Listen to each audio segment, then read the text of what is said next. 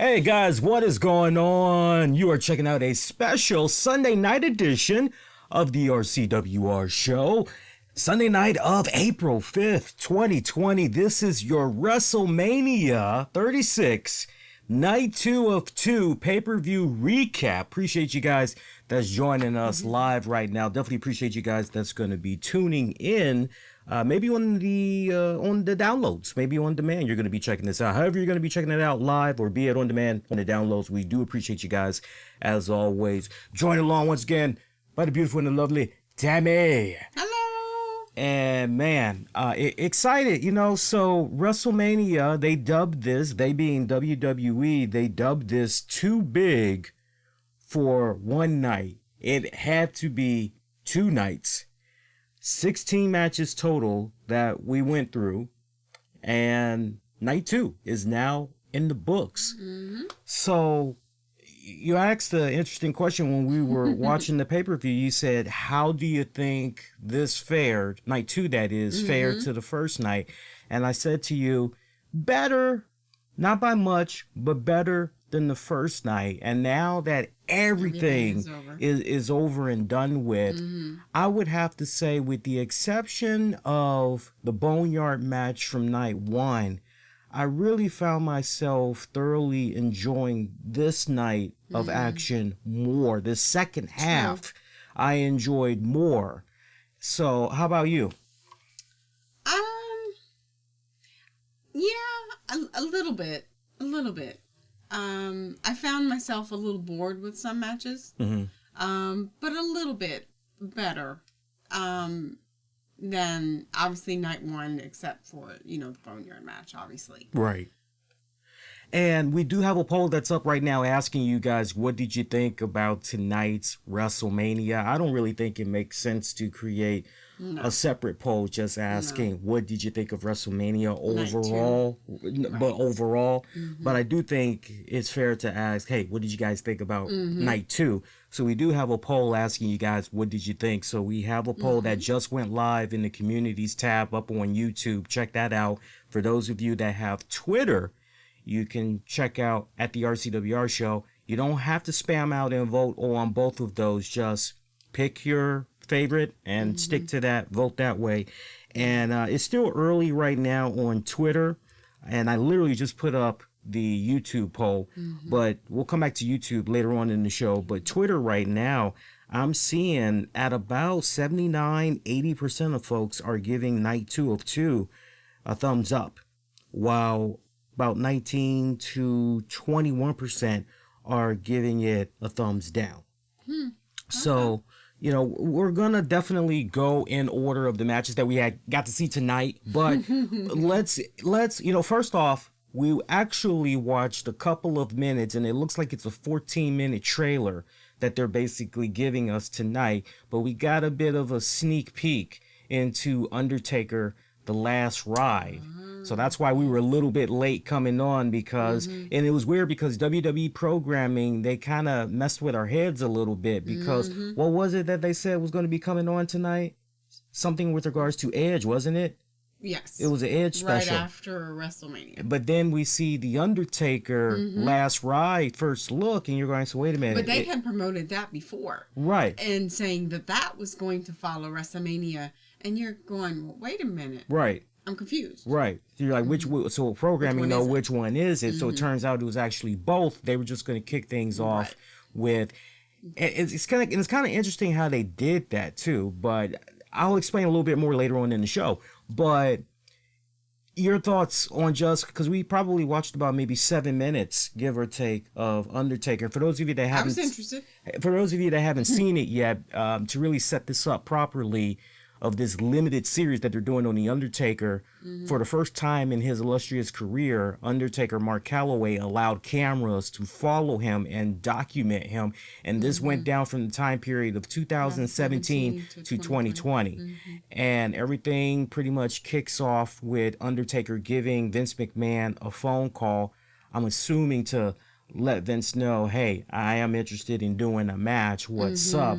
And you're seeing at this point, it looks as though the way things are being set up at the time that they're filming it when Undertaker is getting ready to face Roman. and Roman is going to be the one to give him that second defeat at WrestleMania and everything. And it really reels you in. I love that they had Bret Hart in there. Who else? Who else was in there? Mick Foley. Mick Foley. Is anybody else in there that we could think of? I'm quite sure. Not off the top of my head. I thought that was it. I think Bruce Pritchard. Yes. Bruce Pritchard. Yeah. Bruce Pritchard was in there as well. So yeah, but go ahead. Yeah, I thought it was good, but go ahead. I was interested. I actually didn't think it was a trailer. I really thought it was actually an actual, show that they were going to do. So it was like, oh, cool. Right. And it was like, okay. Matter of fact, it's the kind of funny thing where Lee's like, come on, we got to do a show. I'm like, wait a minute. You said we want to watch this. Right. So it looks like they're giving you all a 14-minute teaser right now. So go out of your way, check it out on the network when you guys get an opportunity. But it looks very well produced, and it does. To know that WWE has been doing this on The Undertaker these past couple of years, it really solidifies what we were talking about on this very show less than 24 hours ago about WWE doing their part in humanizing the dead man even more, so that when it finally comes time to induct him in the Hall of Fame, so it's better. It goes over better. Exactly. I mean, you already know that Undertaker's going into the Hall of Fame. It's just, how do you want to portray it and when? Yes. I think Austin might have watched a little bit more than we did, because he said Vince was in it as well. But I don't want to, and I appreciate that, Austin. But the last thing I want to do is put everything out there. I mean, if you guys are watching the WWE network, then, there's no reason to give you all every single nook and cranny. You guys should just, if you have the network and you just want to get our first impressions on what we saw, then it looks pretty good so far. Definitely go out of your way and check it out. And it looks like, as far as 2020 goes, that's going to be a really good, solid hit of a series for WWE. So I can't wait to see what I'm definitely interested. He's definitely, obviously, one of my favorites. As far as who I've grown up with, or somebody that I've just kind of followed within the last 10 years, 9 or 10 years. So it's been really good to see that coming to fruition. Yeah, it has. And appreciate the super chat from Gino.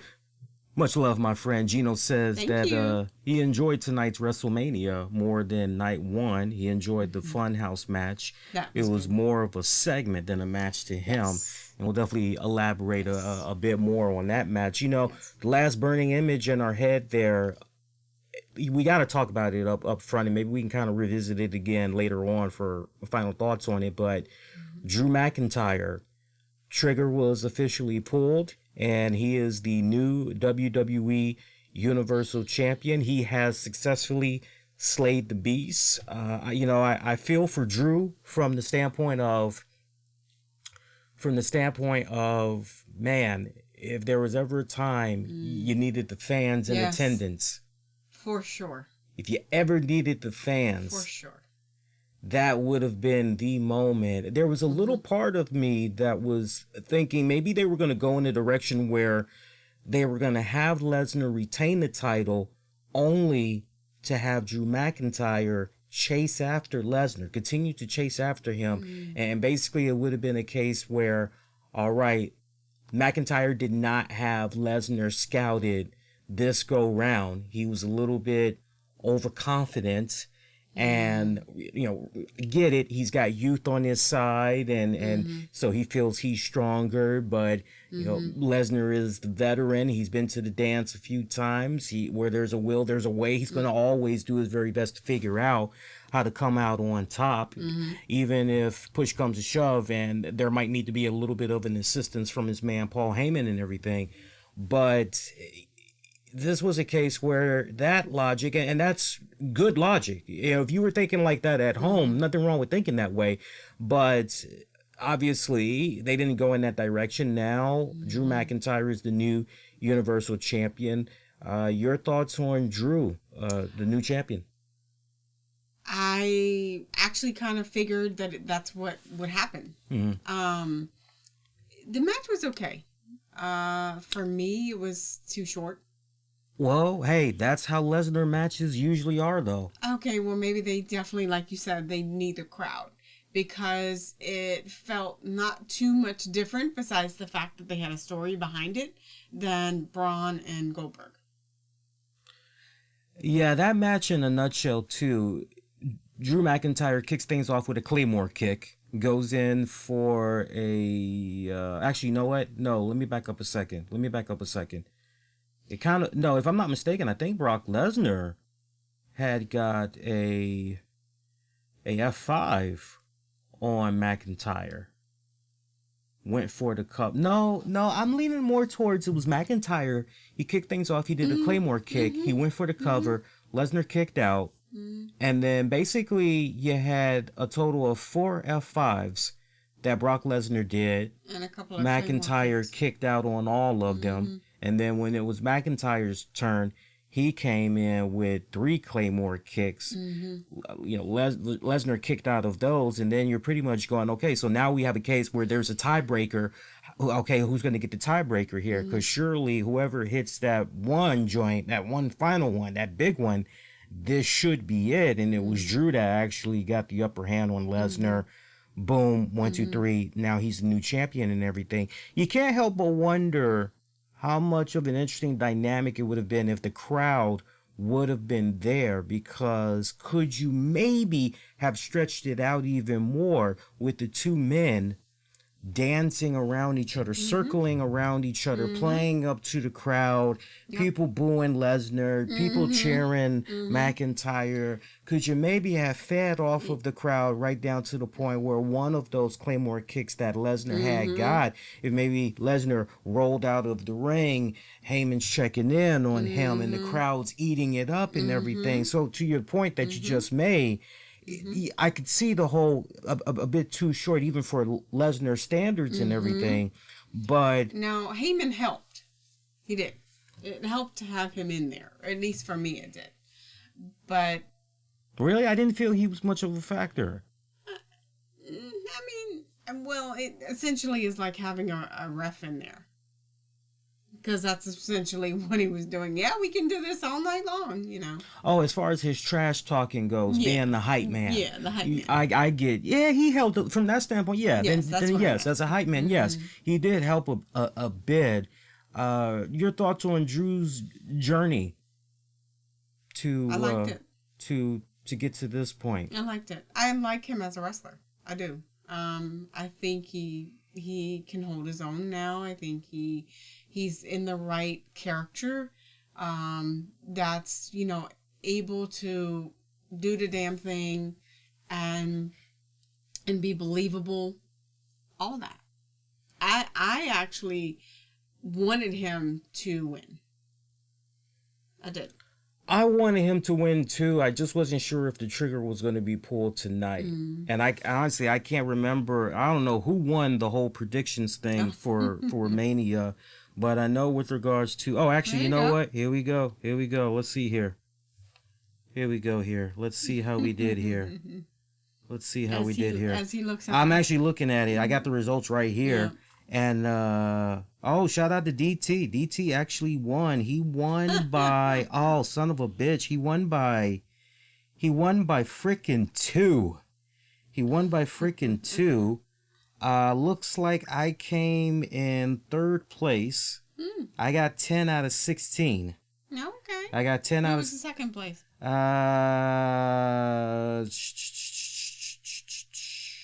Some guy, I've never heard of him before, but... Okay. Some guy, I've never heard of him before. Like, I don't care about him, but I recognize everybody else. I'm like, you know, cool. But, damn, Mish did... Let me see. Really? Mish did terrible. Let me look here. Oh. Mish did terrible. Well, actually, no. Mish did... Wait a minute. Hang on. I'm looking at it here. We actually have to give Mish a little love, you know, because he's going through some things. But But he's, you know. Oh, he watched both nights because he did a post show as well. Oh, okay. Yeah, well, then, he went 8.5. Anyway, either way, much love to you, Mish. He went 8.5 out of 16. Okay. He went 8.5 out of 16. So that ain't too bad. But am I reading this right? Yeah, 10 out of 16 is what I had did. So I mean, the fact that, and when you just look all across the board, feel free to look at that. When you look all across the board, to see that all of these fellow podcasters, you know, we all collectively, you know, you talk about, wow, we were literally thinking the same thing as far as it's great to look at this and see that as far as predictability goes, you know, it's not bada boom, bada bang.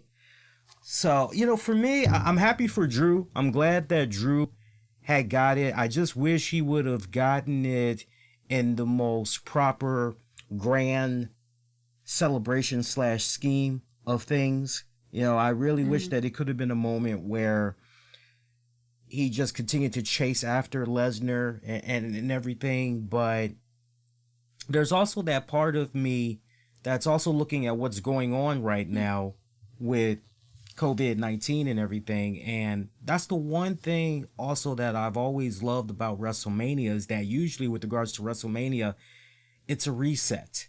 It's a reset to, okay, you know, these are the new directions we're going to be going in. And especially now that you have these brand splits that are in play and everything, and you're trying to do everything in your power to, all right, well, this show is exciting because this is what's going on and everything. And meanwhile, you got to watch this show now because the one thing that I love that was established, and I hate to just say with WrestleMania Night 2, but just when you look at WrestleMania overall as a whole, I like the fact that what WWE set out to do is, with regards to Raw, SmackDown, and NXT, we are going to make them feel you can't miss these shows now. You have to watch these shows because we've reset the bar in a big way that's going to make the programming for the next several weeks, definitely the next 90 days,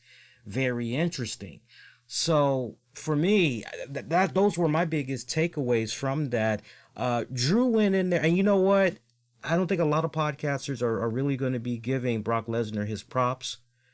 But let me stress that Lesnar needs to be given all the props in the world for not only working with Drew McIntyre, but doing his part in putting the young man over. Because that's the one thing that Drew McIntyre did touch upon in recent interviews leading up to Mania was that Brock Lesnar really took him under his wing, saw the potential, really wanted to work with him, was very instrumental and you know, basically getting him over that last little bit of a hump.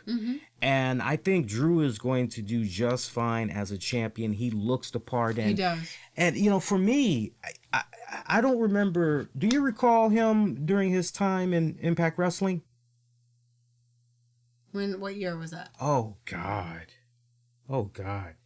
That would... I want to say yes. That was probably, we're talking late 2000s. It kind of feels as if it was somewhere in the 2013 to 16 block, maybe. Then yes, because you were at that point watching Impact. Yeah, because he was part of some stable with two other guys, and basically the whole premise of the stable was, hey, remember when wrestling was fun? Remember when it was entertaining? I do. And he was a baby face. I do remember that. And I remember looking at him at that point, and by then he had already grew the beard and everything. And Gino is saying 2017. I don't want to give... Gino's usually pretty solid, but this is actually a case where I gotta check it out and see what was going on with Drew McIntyre there. Gino's usually pretty on point, but let me just look at this real quick here. But before that, he was with WWE. Before that, but see, I'm talking about when he got released from WWE. No, I know. Right, right. But see, he found himself and rebuilt himself when he got released from WWE. Right. And I was one of the first, when we were covering Impact Wrestling Weekly with the Impact Showdown podcast, I remember giving Drew a lot of praise, and I was on the outside looking in because a lot of people, they were not jumping on. They still felt that Drew had a lot to prove, but I saw what he was capable of when he went over to Impact. When he went to Impact, he really came off as if he had a chip on his shoulder, and it wasn't so much trying to prove that WWE did wrong by releasing him, but proving to himself that he is a main eventer. Right. Yes. Yes. And yeah, I'm looking at it here. I'm seeing the various storylines that went down. 2014 to 2017. Evolve. He went to Evolve 2014 to 2017. Following his release, he returned to the independent circuit. Yeah, ICW, PWG, Evolve 2015. Where's the stuff on Impact Wrestling, though? All right, so it looks like TNA, The Rising, 2015 was when he was with Impact Wrestling. What did I say originally, 2014? 14. I said 2013-14. So 2015 is when he did his thing in TNA and for Impact. So for me, I saw it then and I said, okay, this guy's kind of piecing it together. So, seems like he's coming along and everything. And, eventually we know he came back to the WWE and everything. And I said, God, look at him. The guy, we've seen him a couple of times in person at WWE live events. And I've always told you guys at home, yes, his size, what you see on TV, the TV doesn't do it. He is massive. He's a massive, wide and tall son of a bitch. And I mean that very complimentary, mind you. And so, to see him from the time that he spent in TNA and then coming back to the WWE, I mean, like night and day. I mean, when you go back to his first rodeo in the WWE, you're going, oh yeah, he's got the potential. His stock went way down when he did that whole 3-man band with Jinder Mahal and Heath Slater. I thought it was a very poor misrepresentation of the young man. But sometimes you need stuff like that to test you and ultimately, have you really, okay, what is it? Grow, right, as a performer. Right. And so to see where he is now, it's a good feeling. It's a really good feeling. But Brock definitely needs to get a lot of props for working with Drew and putting him over and everything. It feels good, despite how I may feel about. I would have preferred it if Drew would have been chasing Lesnar. I take comfort in the fact that, well, Seth Rollins, all due respect, he's had so many opportunities and it just ain't clicking. And if we're just going to look at the raw side of things right now, the raw side of things right now, I'm not really sure what is going on with Kevin Owens, but I still feel in my heart of hearts, I'm not sure how you feel, but I still feel in my heart of hearts, Kevin Owens still has a few world title runs in him. I agree. Under the right story arcs. Absolutely. And with the right opponents. I agree. There was a part of me that was maybe thinking, maybe Lashley, but I'm a bit lost right now on Lashley. I'm a bit lost because, he's got the look. Yeah, he does. He's got the look, but they keep booking him, or I think they book him in mid-card matches, and it doesn't show his true talent, possibly. Or maybe what you're picking up is still the whole thing or about he's still, personality. Personality, not wet behind the ears, but hasn't come into that superstar thing. Kind of like, okay, he's got it. Yeah, because he's got the body. Yes, he does. The physique is there. In the ring, the look is there. Yeah, in the ring, no problem. But the personality is dry as fuck. Yeah, it's still very dry as fuck, and it's helped that Lana has been with him and everything, but it kind of seems like that's been dialed back quite a bit, and I just can't help but wonder what's going on.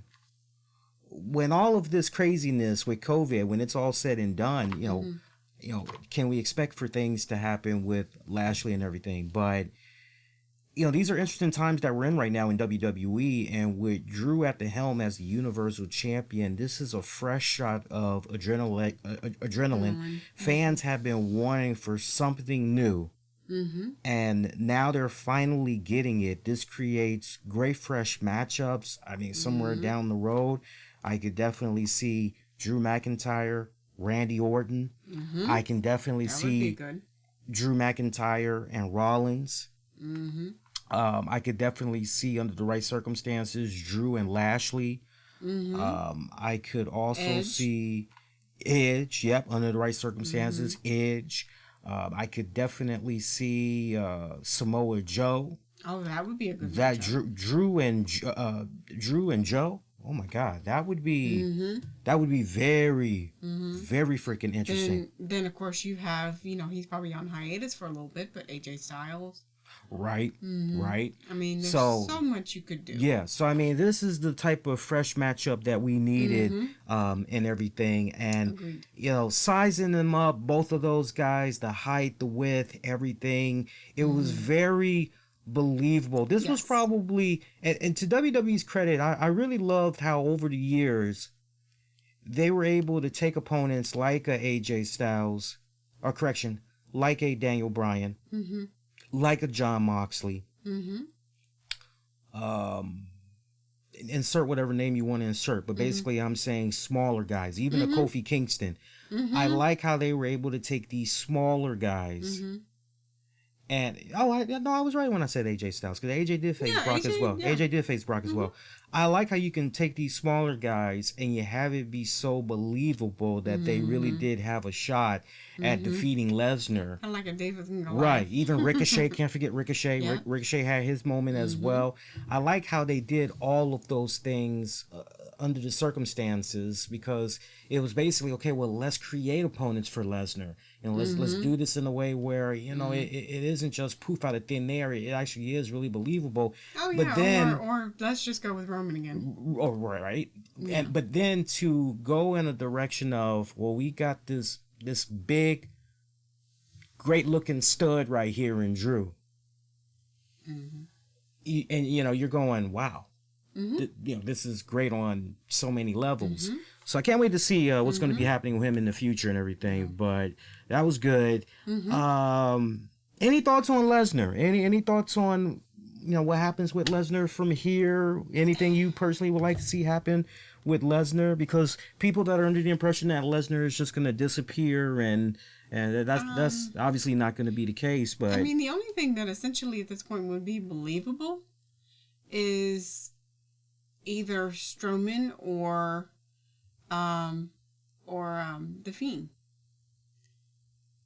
But see, The Fiend is kind of already in his own little storyline at this point. So, but it sounds like, okay, well, I lost to Drew. Let me go searching for another title. Right. And obviously with Strowman is pretty much his size, his weight. Believable, kind of like you have with Drew and him. I'm going to be optimistic for a second, which is I really hope that with regards to Brock Lesnar, I hope that WWE for quite a while does not hit that button to call upon his services again, because he's rather expensive. He's rather expensive, and I've lost track about how much? Not just the money, but I've lost track about his current contract. When is it up? The limited dates that he's working. I've lost track of all of that. As far as I'm concerned right now, given everything that's going on with COVID-19, just let Lesnar enjoy his time with his family. Oh, well, I heard rumblings that he was upset anyway, so it might be a fact of, at this point, let him relax a little bit. Yeah. We're good. Yeah. So I mean, don't keep going to the well. They got more than enough. They do. On the roster right now. They do. Lesnar's done his part. He's served his purpose. Let him chill in the background for now. If you want to bring him back for maybe SummerSlam, do a novelty match or something of that nature, I think that would suffice. But let him chill for now. So we had a pre-show matchup It was our one and only pre-show matchup. We had Liv Morgan defeat Natalya. That was about 6 minutes and some change. A lot of moaning going on in that particular matchup. I just, of all the matches, that one was quite arousing. And it really didn't help that the women were pushing the attire that they were pushing either, especially on Liv Morgan and everything. Match-wise, for what it was worth for the 6 minutes and change, I don't really have that much to say about it. It was an okay match. Yeah. Nothing really. Nothing they gotta do something. I mean, there was nothing spectacular really with it. It was just okay, another jobber match. They gotta do something. Something to be a filler. That's what it felt like. Yeah. Oh yeah. No doubt. They gotta. My one critique about Liv Morgan, and it actually has nothing to do with her as a wrestler, her as a performer, but a message to WWE in the back, which is do something with her music. Because her music, I'm just picturing that fan in attendance, and when Seth Rollins comes out, burn it down. Alistair Black, the Count Dracula music and all that other fucking shit. I'm just picturing Charlotte Flair, Edge. I'm just picturing all of these guys, Orton, and then when you get to Liv Morgan. You're not really sure. Doesn't match the character. No. On the contrary. No. Oh. What are you trying to evoke as far as an emotion from the fan? When certain people come, when you hear certain superstars' music, you get excited. There is that funny, nervous sense of urgency mixed in with the fun and the excitement and everything. And sometimes it can be a theme that's a sing-along, basically. With Liv Morgan, and I challenge anybody, just go back, look up on YouTube or Dailymotion, look up her entrance, and just close your eyes and just picture yourself in an arena when you're hearing her music. What the fuck are you supposed to do when her music comes on? It needs work. It needs a lot of work.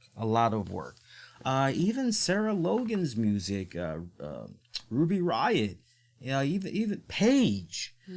Just think about all the entrance themes that you hear. Even Becky Lynch, whoa, most of these themes that you hear of today's WWE superstars, they got some type of a, oh, hey, even Ricochet, he's got the little Looney Tunes, gun sound effect and everything, and then you hear like this Aztecian type of music after the gunshot fire and everything. Liz just has, what's going on? So they need to tweak that just a little bit. I think it can go a long ways. I saw Gronk. I had to defer to you a little bit because I thought that what you said last night, I felt maybe you were being a bit harsh, a bit critical on Gronk. You guys got to go back to night one to hear what we were talking about with regards to Gronk, because I didn't see Gronk. Basically, by the time I got in the house, or we got in the house last night, I don't even recall. Really... There was no more Gronk. There was no more Gronk, from what I can recall. There was no more of him. So to see Gronk tonight, and you basically confirm what I saw of Gronk tonight was essentially what he did last night. Yeah. I didn't have a problem with him as a host. He did not in any way give me get the fuck off my TV vibes. However, the one thing that I did not like about the way Gronk was booked. Okay, if you are the host of WrestleMania, and this is not Gronk's fault in any type of way, so stay with me. But if you are the host of WrestleMania, you are basically an MC. You are basically supposed to, you have one job. Your job is to put over the stars, put over the event, put over the matches, put over the fans. And I just did not really feel that with Gronk for the times that I did see him tonight, and I'm just going to assume mirror image like night one. Yes. And I say that because where they lost me, the young girl, Braxton, was interviewing Gronk about what happened with the 24/7 championship opportunity there as Gronk had got it. And all of a sudden, as Mojo Rawley had got it, as Mojo Rawley had got that title, and Gronk is talking about how he's going to be coming after Mojo. If he can help it before the end of the night, he's going to become the new 24/7 champion. So now I'm kind of going, okay, so wait a minute.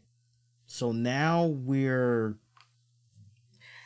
and it just made me feel a bit confused and everything, because I've seen other hosts in the past for wrestling events, and I kind of wish that it was more than just a name that was just sporadically thrown in throughout the event. I really hope it would have been a case where, I really wish it would have been a case where, even if it's taped, hey guys, Gronk here with y'all once again. Hope y'all been having a great time with WrestleMania so far. Hey, let us know what you're thinking about tonight's matches. Use the hashtag WrestleMania on Twitter. Hey, keep the action rolling on Facebook and Instagram. Check out the YouTube channel. We love hearing from you guys. WWE Universe represent. All these matches we got on the card tonight. It's blazing fire. I would have loved it if he would have been interactive like that. And then like after something happens with a particular match, oh man, I can't believe what just happened with Taker and AJ Styles. Y'all at home, what you thought about that? I'm sure you all lost your marbles over that. That was crazy. You know, I was expecting that. Okay, so what exactly does being the host of WrestleMania entail? Because it seems like that is something that's significantly been lost in translation these past couple of years. Yes, and for me it felt like he was doing a skit as a performer, not as an MC. You said it perfectly in a nutshell. You said it perfectly. That's how it came off. So, all right, so he has this 24/7 title now. Right. As he essentially, knocks out his best friend to get it. I mean, let's see what happens. I mean, obviously, this was done to create some buzz for the ESPN and all the sports shows and everything. So, going to be interesting to see how that comes about tomorrow.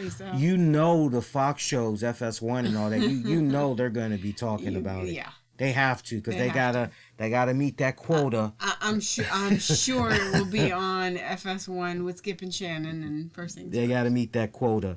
All right, Charlotte Flair defeating Rhea Ripley for the NXT Women's Championship.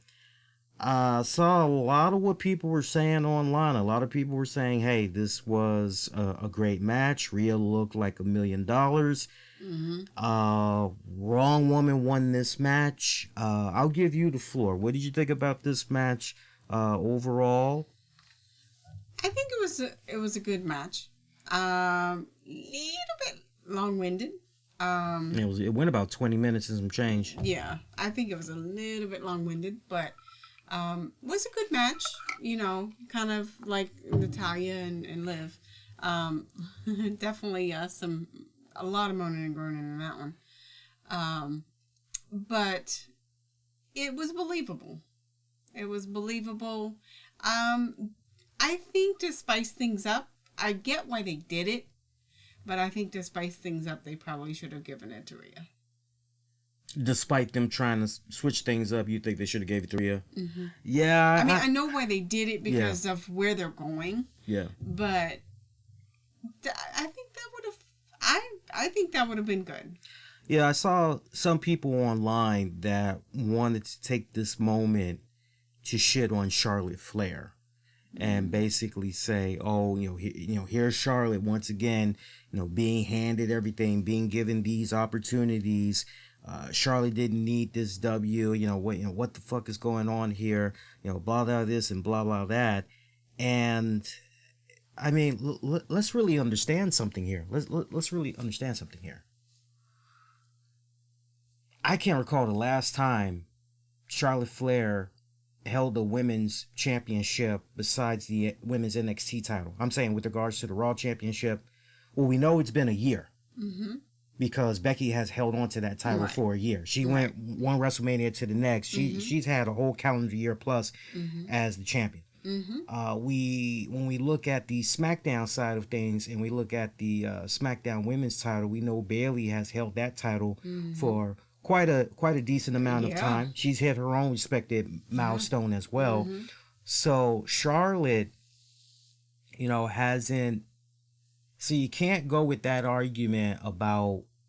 But then, where I can see people a little bit halfway is, well, wait a minute here. Why is Charlotte in, this picture too?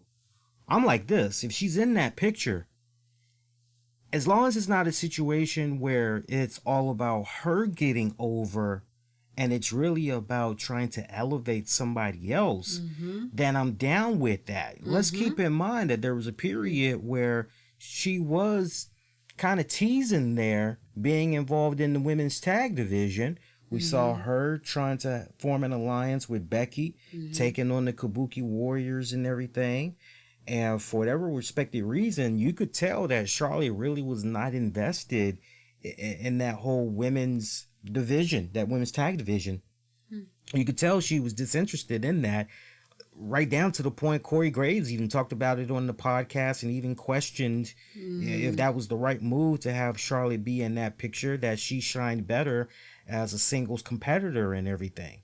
So the only bad part about that is with her shining better that way, it hinders her in-ring opponents and who she can face, as far as storylines and things like that. I see what you're saying, and I agree. But see, here's where WWE, I don't know who's at fault. I don't know if it's Paul Heyman or whoever is at fault. But if you're going to have Charlotte be in these positions where she's facing certain people, what is the ultimate goal in some of these people that she's facing? How are these people that she's facing going to excel? How are you successfully going to... We know she's established. We know that she is... she is like Frito-Lay. She is like Johnson brand. And Johnson. She is a name brand. So we know the value that she brings now more than ever. And this is the problem that WWE has put themselves in, unfortunately, is they hadn't properly utilized her brand to elevate the other girls and get them as close as to where she is and everything. And for me, that's what made this matchup with Rhea Ripley very interesting, is that Rhea Ripley was tearing it up down there in NXT UK, and then tearing it up in NXT. And, to do this match with Charlotte where you have this great spotlight on the women's, not just the women's division, but you're also putting the spotlight on NXT. And I think it's kind of sad that people are ripping Charlotte. She's not the one that is making these decisions. She's being told what to do. Does she have some influence? I'm sure she does. But at the end of the day, okay, no, this is what we need for you to do. To see Charlotte become the champion, I couldn't help but say, okay, so this just made Wednesday nights even interesting. I remember a couple of months ago, maybe 2 to 3 months ago, I was on this very show and I had said it was right around that time frame where Charlotte Flair was teasing maybe she was going to be popping up on NXT. And I remember saying something along the lines of, this is great that WWE is, and it was during the invasion. That's what it was. It was during the invasion that they had going on. And I remember saying something like, this is great that WWE is doing this, because NXT on Wednesday nights, yeah, that's great that you got Finn Balor there, but it would probably be an even cooler idea from time to time. You could get help from some of the Raw or SmackDown talents if they could help out for a short period in time to help elevate those other cats. And let me finish my train of thought, because if I lose it, that's it. So to now see Charlotte as the NXT Women's Champion, the bigger picture that a lot of people are missing is, wait, If you are a WWE fan, a hardcore WWE fan, if you are a hardcore NXT fan, and you do not like the fact that every single time you look at the ratings, for those that give a fuck about the ratings, and you're not liking the fact that NXT continues to get crushed by AEW, then Charlotte being the NXT Women's Champion right now, you should be delighted at that, because that should automatically be saying to you, hey, somebody in WWE is obviously aware of what is going on over there in AEW. Somebody in WWE is paying attention to what's going on with those ratings, what's going on with that viewership. And if it means, okay, well, let's shake it up a little bit and let's get some more name value over here. I don't think there's anything wrong with Charlotte Flair over on NXT, which is this. The bigger picture, the end game, is to basically have NXT be on an even bigger map, but also at the same time helping further establish the brands of some of these women that are on that roster right now. Take your pick.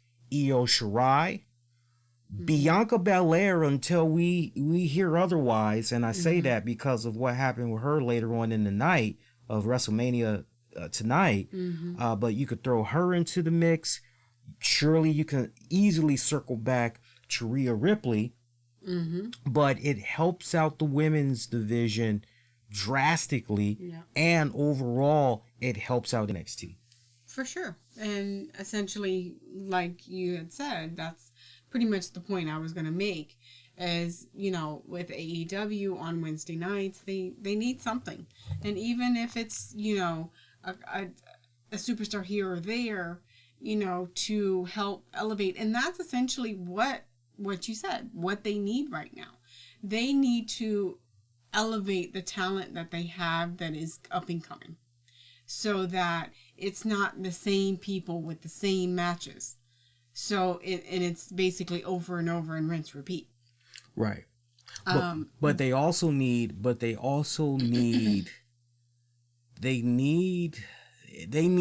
household names. Charlotte is a household name. See, this is where it gets a little tricky though. You got to be careful, because you can't spam out NXT with household names, because if you spam out too much on other household names from Raw and SmackDown for NXT, then NXT starts to lose its identity. Correct. But what I was saying is not spamming out as far as, okay, well, you've got 3 to 4 wrestlers from either SmackDown or Raw, right, to come in every week. No. Maybe 1 or 2, you know, every couple of months, what have you, and to build up NXT so that each wrestler can build their brand. So then at that point, with building, or basically putting that wrestler over to making their brand bigger, making their stock bigger, and helping them go over. Like you kind of have your famous saying, you know, you're a made man or a made woman. Right. As far as, you know, moving up in the roster. So with doing that, you know, and making that investment would make the product stronger. You know, another thing, and I'm curious how many other podcasters are going to mention this, but the other thing that you got to factor in too is, what does this also mean for Andrade? Because remember, Andrade and Charlotte are engaged. And normally where there's Charlotte, there's Andrade. They're on the same show together. We saw when they did the draft and they had Charlotte on one show and Andrade on the other, man, that got changed within a week, because reports were put out there that Charlotte was pretty furious that WWE did such an oversight, and they made sure that, you know, they weren't separated again. So now you can't help but wonder, well, what does this mean for Andrade? Right. What does it mean? And see, let's take it a step further. Let's take it a step further. What does this mean for Charlotte as far as her being champion, is she still attached to Raw? And basically in the event of when she loses the NXT championship, she automatically goes back to the Raw roster. From a storyline standpoint, WWE's they gotta fine tune this a little bit. They gotta fine tune it because let me finish because see, right now you've got Charlotte as the NXT Women's Champion. Mm-hmm. So you gotta somehow figure out, okay, well, what's going on with Andrade? Mm-hmm. Is it going to be a case where Charlotte continues to maybe do double duty? Because if she's going to do double duty, then Andrade is fine as it is being on Raw, but you could still maybe have him once in a blue moon, have him pop up with well, the way they're doing it right now, he's actually not doing anything on camera with Charlotte. But if you wanted to have him make a cameo here and there on NXT, you could do that. But WWE is now in an interesting situation for the time being, because with everything that is happening in Florida by them using Full Sail University. Well, that's what I was thinking. Right now I don't think they need to probably change anything because essentially everything is happening at the Performance Center. So once everything goes back to normal, it wouldn't surprise me if that belt gets dropped. Question is, who does that belt get dropped to? That's the question. Depending on whether they, depending on whether they extend that with Rhea. Yeah. And like we told you last night, we are not going to be fantasy booking stuff 3, 4, 5 months in advance. I got to tell you, I was quite shocked tonight when WWE made the announcement that Money in the Bank is going to be happening this May. They just didn't say where. They haven't said where yet, essentially up in the air depending on what happens. That is, well, I would like to believe that it's definitely going to be happening at the Performance Center, because originally it was supposed to be happening at the Royal Farms Arena out in Baltimore, Maryland on May 10th. I know exactly where that is. On May 10th. So, but they are going forward with Money in the Bank, and I just, and this is my message to all fans, do not try to do fantasy booking for 3, 4, 5 months. Take it 1 month at a time. You basically got to go with what WWE is saying.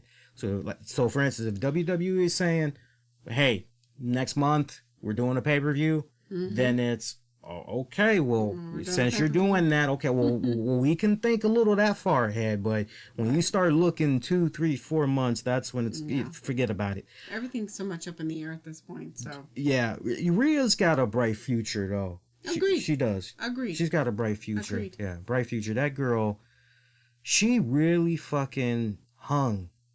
Big time with Charlotte. She did. And Charlotte, my God, she is just... I just don't understand how some people can shit on Charlotte. I guess maybe I'm a bit biased. I don't know. But for me, I look at Charlotte and what she did with Rhea tonight, and I just couldn't help but say, this girl made Rhea look like $1 million. And she also showed the entire world why she is one of the very best at what she does. I mean, I was into everything that Charlotte was doing in that match tonight.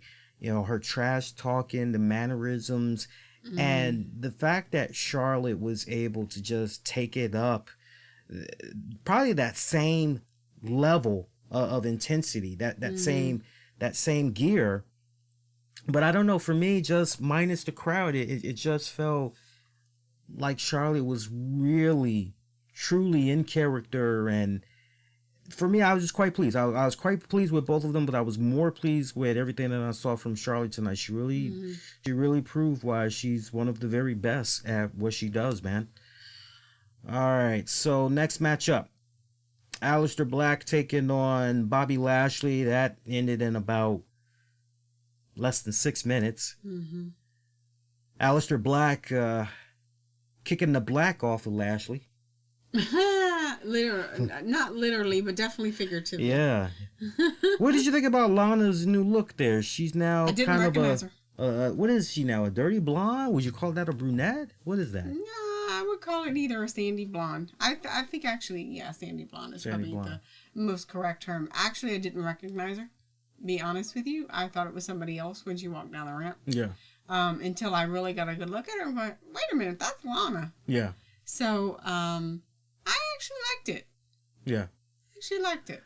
I liked it too. I liked it too. It was pretty good. It was pretty good. Mm-hmm. Lashley with new tights. That was my first time. And that was good. Yeah. That actually made him look more polished. It did, actually. It did. Mm-hmm. It won't take me a while to get used to that because I've been so used to him in shorts for all these years. Right. And, now I got to get used to seeing him in long tights there. But look pretty good. They clicked okay for a little bit that they were out there for. Yeah.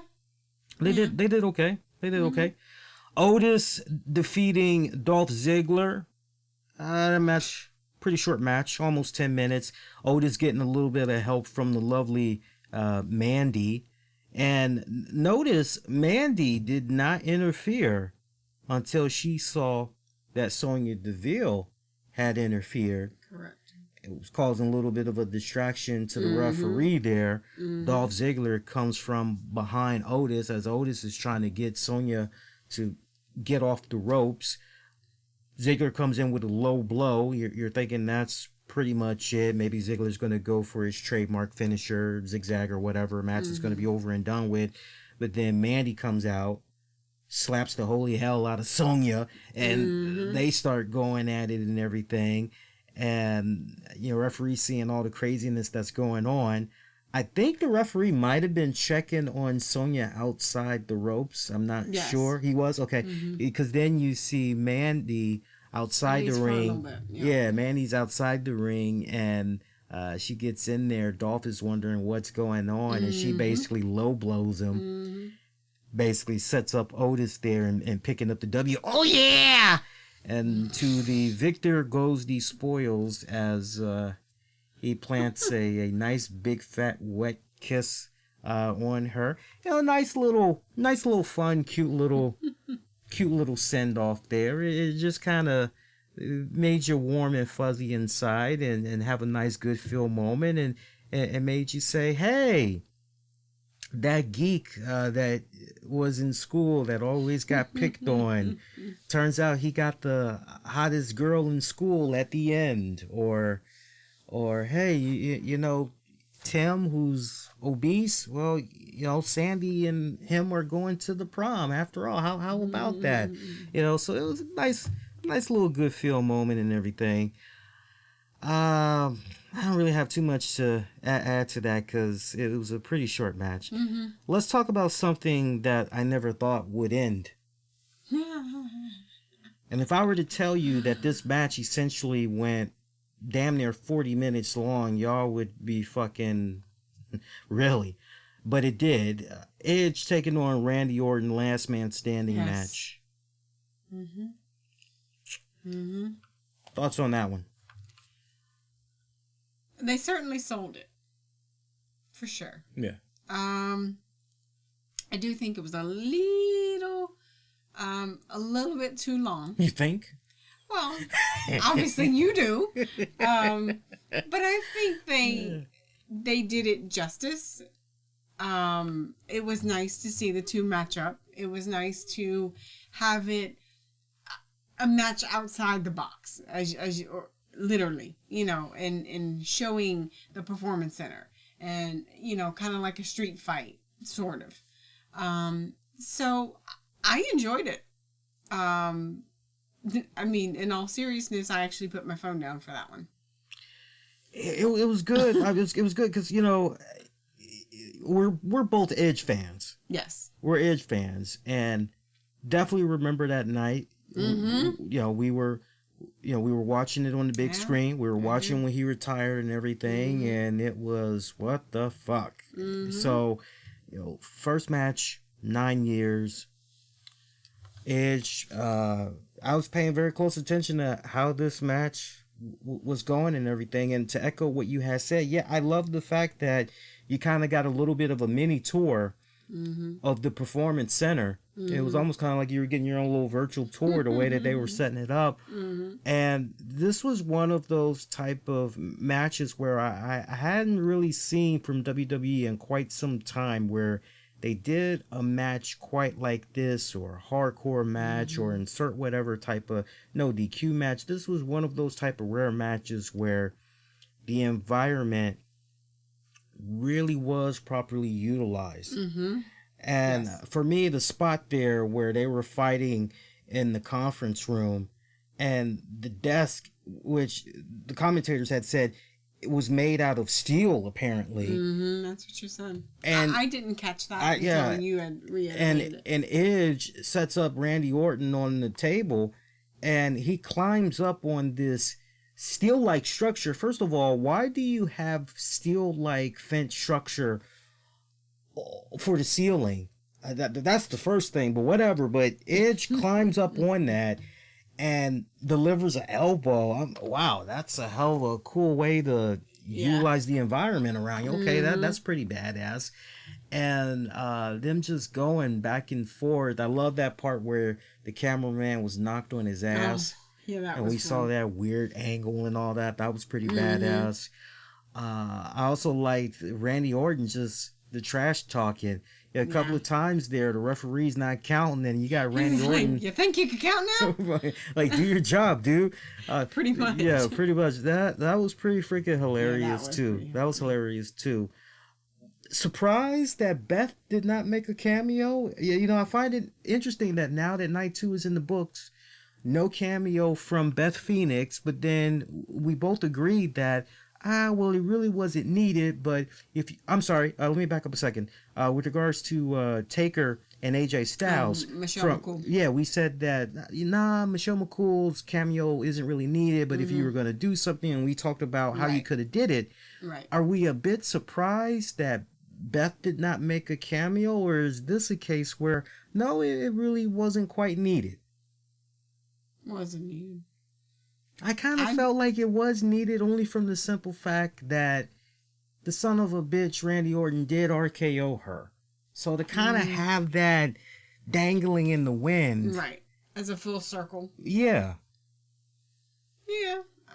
I guess their take on it was essentially, it's between you and me. You just did that essentially to get into my psyche, because you're talking about my wife, and you essentially are, got my wife in the ring and RKO'd her. Yeah. Cause let me take this a step further, and you guys got to stay with me here. You guys got to stay with me for a little bit. This isn't long and drawn out, but I really felt that WWE missed it here. They missed it here on a couple of different levels, especially with the way that this match was booked. And I'll talk about the commentators in a little bit, because when we were watching this match in real time, we both had a lot to say about the commentators for this one.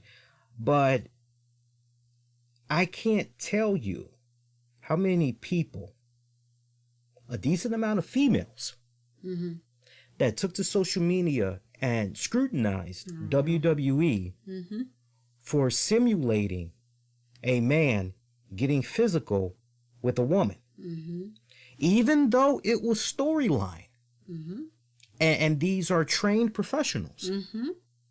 Just the fact that it was a man putting his hands on a woman, there were people that were legitimately not cool with that. So for me, I really felt that WWE did miss the ball here to give Beth Phoenix an opportunity to get her comeuppings, right? To get her comeuppings, and weird. So that's the first part. That's the first part. They messed up right there, because these are the same type of fans that will get in contact with WWE sponsors and say, how can you condone this type of behavior? Blah, blah, blah, blah, blah, blah, blah, blah, blah. So for WWE to not, and then the other thing, yeah, you show it in the video package and everything, but you don't have the commentators, at least to my knowledge, not say, And who was it again? It was Byron Saxton and Tom Phillips, right? Mm-hmm.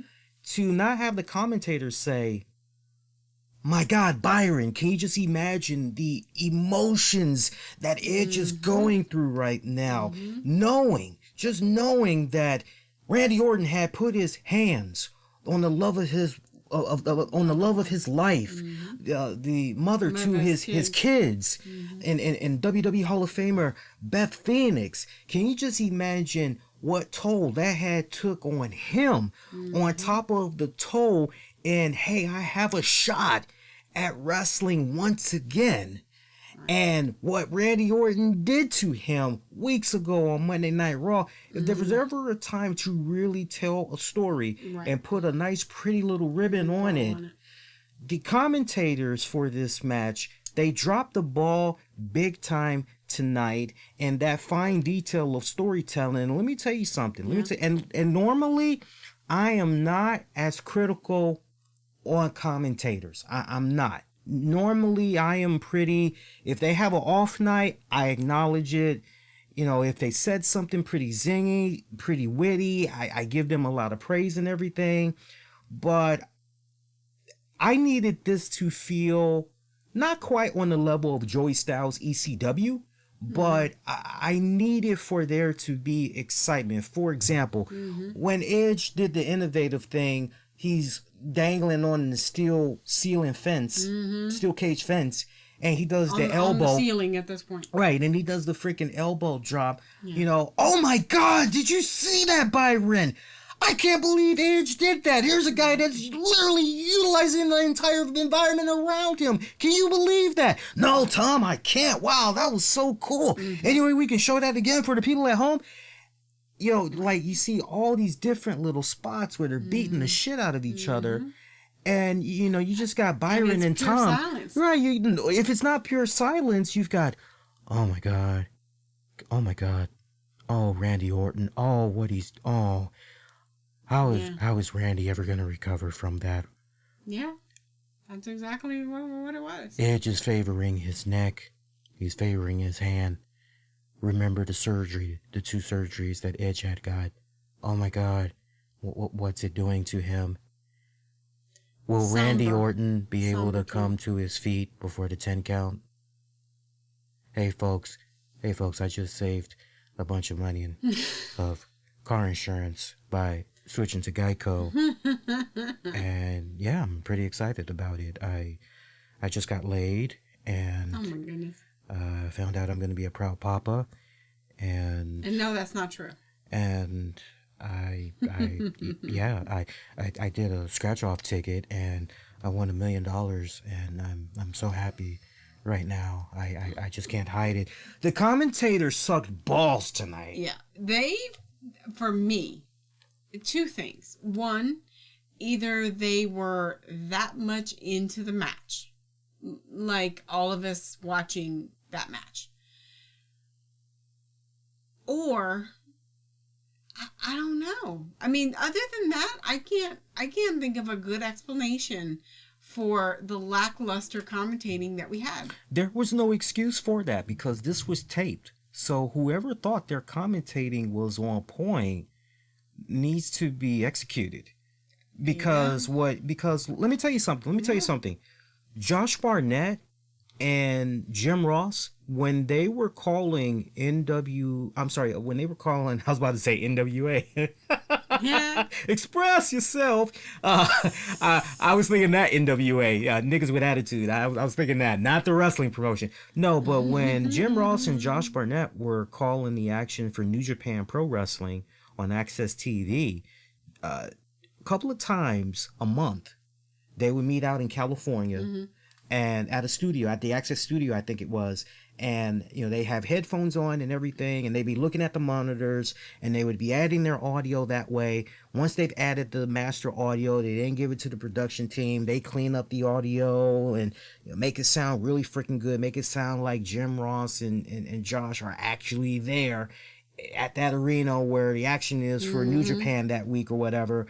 And so whoever gave the green light for the commentating on this match in post-production, you should have had both of these guys. I don't give a fuck if it was a case where they were in their hotel room.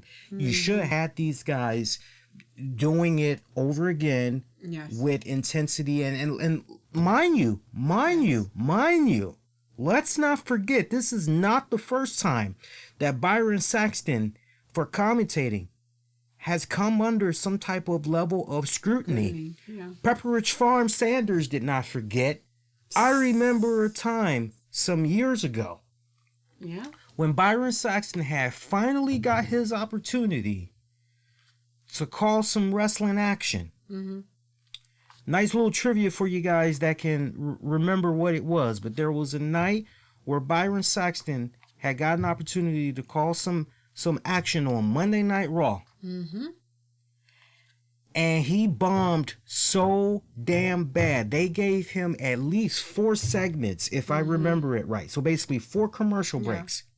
Now the first segment, that was justified because the events that had happened, it was a storyline. The events that had happened, you're going, oh, okay, all right. But then, okay, we got to pick it up now. Now we got to, and Byron continued to be somber. And it was so bad, they had Jerry the King Lawler with Saxton when they came back from that 3rd or 4th break. They did. So this isn't the first time that Byron Saxton has dropped the ball. And I'm very surprised that Tom Phillips, normally Tom is pretty fucking, very rare you see people bash Tom. Tom is usually on freaking point. But the fact that they went at it the way that they did, pretty disappointing there. They did not help it, because I think if they would have had the right type of energy, it would have made the match. Wow, that was 40 minutes. Can't believe that was 40 minutes. Get out of here. What they should have done was maybe they should have had. I'm drawing a blank right now. Maybe they should have had Paul Heyman on guest commentating. That would have been interesting. If there's a guy that knows a thing or two about extreme and hardcore and shit like that, he would have been justified in sitting in and kind of calling the action or whatever leading up to that. Might have been a bit uncharacteristic, kind of, that's so random, but you get what I'm saying. You could have inserted whatever, but ultimately, that ball was dropped tremendously. I liked seeing Randy Orton get it big time towards the end. That was nice. That was nice. Edge kissing Randy Orton on the forehead and everything, and you're kind of thinking, okay, well, maybe he's kind of having a little bit of remorse here. Maybe and for him to just do that same Chircato, whatever the fuck, the cheer finisher, for him to do that on Randy Orton, you're going, okay, all right, this is good. This is fantastic. So obviously it comes as if this feud is over and done with. Edge is now going, well, shit, how do you top that? Well, I guess you can't. You really can't top it. No, that's true. No. I don't know. I guess it just depends on the writing, but that would be a heck of a writing job. I wasn't ready. We didn't have this, or we didn't have that. We didn't have a ring. I don't know. Well, the direction where I was going was, what would you all like to see happen next with Edge now that he has essentially put this behind him? I think it kind of... Or they become a new tag team. Who's they? Orton and Edge. Oh, no. I mean, not new, but... No. Oh. No. No. No. Okay. No. Because you're showing some serious bipolarness there. How do you justify Randy Orton doing everything that he did to Edge and Beth? How do you justify that with them forming a tag team? I guess they would have worked it out. No. This now more than ever, unless you're going to continue this feud some type of a way, now you pull apart. Because remember what I said, normally with Wrestlemania, It's a reset. Your feuds, right? That's it, and then everything resets. I'm hoping that with everything that's going on with COVID-19, I'm hoping that at this point, Edge, Beth, I hope that they can just stay at home with their kids for the next little bit and try to see this maybe die down a bit more, right. you know, because I feel kind of bad that Edge has this grand return. Right. You know, Edge has this grand return and it wasn't in front of anybody.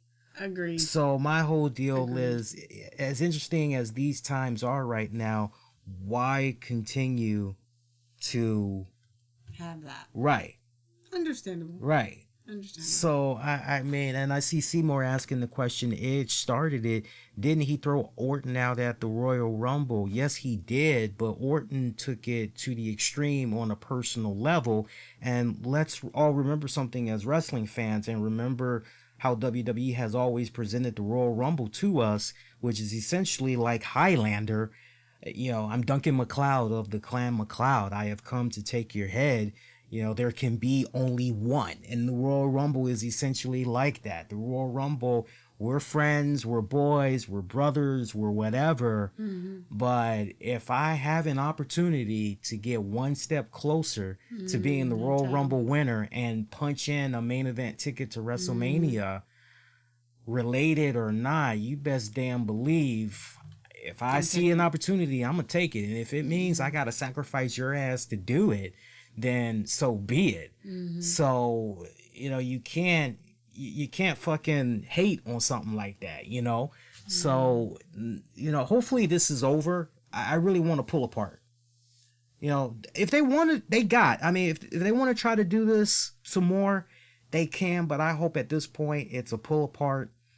But for Edge, the kids, and Beth, I hope they can just stay at home for a little bit. We're good on Edge right now. We don't need to see any more of him. Anything else we need to really talk about with regards to that matchup, by the way? Did we touch all the points in that one? I don't think so. It definitely is, you know, something, if you didn't get a chance to check it out, which I'm sure you did, but if you didn't, it was definitely something that you should go out of your way and check. You should check it out, but be prepared after about for sure. That, and be prepared. You're going to be bored after about, I would say, after about 20 minutes. You're going to start to get bored. Like I said, this match went damn near 40 minutes. So you're going to get kind of, all right, let's wrap it up already. Come on, you know, let's really wrap this up. But this, of all the feuds, it was an enjoyable feud.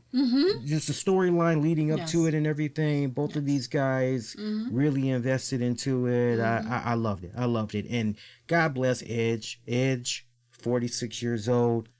I don't know what the fuck he's been doing, but he kind of reminds me of that bald head guy. One of my favorite fucking commercials. The bald head guy with the shades plays the bass, and he's like, I'm 48 years old and I use Bowflex. And you got that, you know the commercial I'm talking about. And they've been showing that commercial. Yes. They've been showing that commercial for like 10 fucking years. and that, it's like, fool, you ain't 46, 48 no more. I know damn well you don't look like that no more. It's time for a new update. You know, kind of like the old man that does the Mario jump with his little teeter joint. I'm in my 80s. And I feel great. You know, it's all that shit. Yeah. It's basically that mechanism that you stand on your head. Yeah. Edge, with the help of that. Edge with his own Bowflex machine. I'm telling you. I'm telling you. I checked out a little bit of his documentary, and apparently when he was trying to make his big comeback and everything, he had an interesting conversation with Hunter. And he said, Hunter, you know, in order for me to do what I need to do, I need a ring. Like, I need to have my own ring. And Triple H said to him, it's done. And so Triple H and WWE, they actually gave Edge, they built it for him and everything. They gave him his own fucking ring. At his house? I believe it's at his house, but don't quote me on that. But I remember him saying, Edge that is, I remember him saying if you would have told a 15, 16-year-old Edge that, you know, one day he would have his own WWE ring where he can work out and everything, I'd be super stoked. Right. So apparently this is his own ring. I don't know if it's in his house or if it's somewhere near his house, right. But it is his own ring that he has. So pretty badass. Yeah, him and Beth, they've been showing videos of working out together and everything. Okay.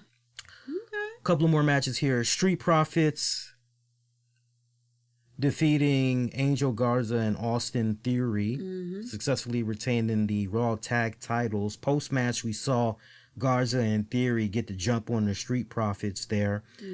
We even saw Zelina Vega doing a little bit of trash talking, but then out of nowhere, Zelina Vega got jumped by NXT's Bianca Belair. Street Profits were kind of able to balance out the odds on Garza and Theory. And as we all know, Bianca Belair is the wife of Montez Ford there. So it kind of seems as though maybe this is a elevation, a promotion, if you will, for Bianca Belair. You still a little bit new to Bianca Belair, are you? Or I've seen her a couple times, but not enough to. Not enough. Yeah. I'm actually excited. I'm excited to see what. I think that's kind of what's been missing just a tiny little bit, because there was a part of me that was kind of feeling as though the Street Profits were getting just a little bit stale. And now that you've got Bianca thrown into the mix, it adds a new, fun, colorful layer to it. Yeah.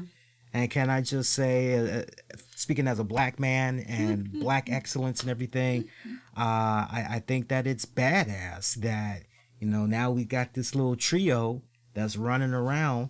Hopefully we'll get to see them weekly on Raw, but I also still, in a perfect world, what I really wish, especially right now that everything's happening out there at the Performance Center, in a perfect world, what I want to see for the foreseeable future is Bianca helping out strictly from a valet perspective on Monday Night Raw. Once in a blue moon, does a match here and there on Raw, but basically everything with her involved being in the ring and facing opponents is in NXT. So I hope that it's a case of double duty for the next little bit there. Yeah, I could get away with that. But that would be, sure. Yeah, that would be badass. You can't help but wonder. You can't help but wonder if and when, if ever, Alistair Black may get involved in that kind of a picture. I only say that because Zelina Vega and Alistair Black, they're dating in real life, and I believe they're now engaged, but don't quote me on that, because I'm not TMZ. I'm not Access Hollywood. Unless they broadcast it on social media, then it's, okay, they wanted the world to know, okay, great, but I don't, seeing anybody? Hey, baby. I don't do that crap. All right, Beavis. Yeah, I don't do that crap. But Alistair Black and Zelina Vega, they're a couple in real life, and they've been together for a long time. They've been together. You remember when Austin Aries was still in WWE? Not as far as but do you remember in general? Do you remember? Vaguely. Okay, so when he was in WWE, him and Zelina were an item. Okay. And then shortly after Austin rolled out, like a couple of months after that, Zelina and Alistair got together, and they've been a couple like that long, so at least a couple of years now. So, I can't help but wonder, when are we going to see an angle where Black kind of gets involved to try to help out his woman or something like that? So, But definitely could be a future angle. Yeah. And the other thing that's kind of screaming with that one too, what's going on with Andrade? That's the other thing, no Andrade this last little bit. What's going on with him? Bayley successfully defended her SmackDown Women's Championship against Naomi, Tamina, Sasha Banks, Lacey Evans. That actually was a pretty good, entertaining match. I got to give it up. That actually was pretty good. It was. It was interesting to see some alliances, formed, and, people essentially going into one cause so that they can then go on to move to the next step. I got a little bit nervous when it came down to Bayley and Lacey Evans, because I couldn't help but say, no, please, not Foghorn Leghorn Lacey Evans, please, please, no. No, I don't want to see her as the champion. No, no, no, no, no, no, no, no, no. And luckily Sasha Banks came in there because it was a no DQ match apparently. Right. She came in and essentially anything goes. Yeah. Bailey retain. Yeah, helped her retain and everything. But it's weird because when I was looking at all the other podcasts besides us that were offering predictions, I mean, almost straight across the board, you know, it was split. You had half that went Bailey, and you had the other half that went Sasha Banks. And then when you just looked at social media in general, it was like right down the middle. It was like Bailey, Sasha. So, you know, this basically a lot of people wanted to see friction. They wanted to see something come about here. Oh, I think in the next little bit, once this is, you know, done as far as COVID-19, I think there's definitely going to be an angle there. I hope so, because they've been teasing it, and this is what has a lot of people infuriated right now, is it's been teased for a couple of years now. Wow. That Bailey and Sasha, at least to my knowledge, maybe I'm overshadowing it a bit, and you guys can correct me, but it feels like at least 2 years we have been teasing Bailey, Sasha Banks, and what a lot of us fans have been wanting to see is Bailey, Sasha Banks at Mania. And for a lot of us, including myself, kind of felt as though, okay, well, maybe this is it. Maybe this is where, all right, it's going to be, especially when you hear it's an elimination joint. Okay, so it's going to be Sasha and Bailey. They're going to face each other. Oh, okay, this is going to be badass. But it doesn't happen. It doesn't happen. Who's the first to get eliminated? First to get eliminated was Tamina. I feel sorry for her because I'd say Tamina just can't catch a break, man. I'm telling you, she just cannot catch a break. And then if I remember it right, Naomi was next. And then Sasha Banks followed up. And then it was Bailey and Lacey as the final two there. So this is weird. It almost kind of comes off to me as if the upper brass still isn't really sure what to do with Bailey and Sasha. I mean, they've been playing around with this for so long. You got enough material there. Oh, for sure. To set up that rivalry. Maybe you're on to something. Maybe what we had saw tonight. What I saw tonight looks like, okay, you know, yes, we're friends, but I want that title just as much as you do, and I don't want her to get it, so I'm gonna help you. Right. But get me on a one-on-one, and I'm gonna take it.